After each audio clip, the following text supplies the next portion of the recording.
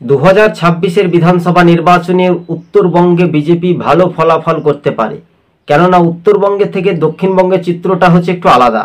উত্তরবঙ্গের যখনই আমরা যেটা প্রতিবেদনটি তুলে ধরি, দেখুন দার্জিলিংয়ে সেখানে কিন্তু বিজেপি সব আসনে তাদের জনজাতি ভোটার তাদের বিজেপি জোটের দিকে একটা ভরসা রাখতে পারে। পাহাড়ি এলাকাগুলিতে বারবার করে আমরা বলছি, জলপাইগুড়ি বলুন বা আলিপুরদুয়ার বলুন, সেখানেও কিন্তু ফ্যাক্টর, আবার মালদাতেও সেখানে বিজেপি ফ্যাক্টর হতে পারে।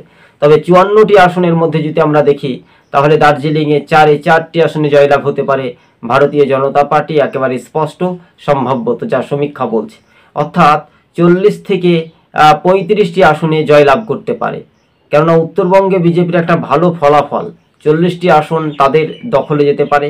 অন্যদিকে কংগ্রেস তারা 5টি আসন জিততে পারে সম্ভাব্যত, কেননা মালদা রয়েছে বা অন্য জেলা থেকে কিছুটা রয়েছে, এবং রাজ্যের শাসক দল তৃণমূল তারা কি আসন পাবে সেই রকম রাজ্যের শাসক দল তৃণমূল খুব একটা পেরে উঠতে পারবে না বলে মনে করছেন রাজনৈতিক মহল।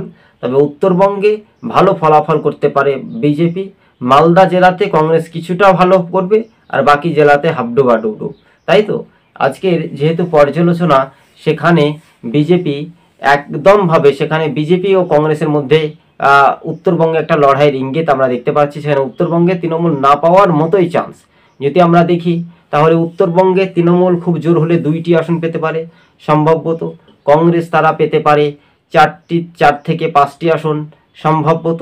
এছাড়াও যদি আমরা দেখি, তাহলে 45, এই 45টি আসন এছাড়াও যদি আমরা দেখি, তাহলে তৃণমূল 1 থেকে 2টি আসন যদি পায়, তাহলে এই সংখ্যাটা কি বলছে?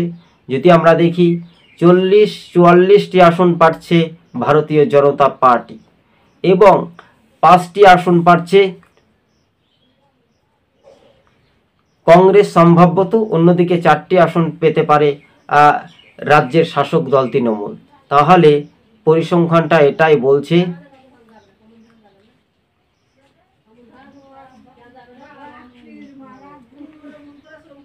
45টি আসন বিজেপি পেতে পারে। আরও একবার রিভিনিউ করছি, 45টি আসন বিজেপি পেতে পারে, কংগ্রেস 5টি আসন, তৃণমূল 4টি আসন।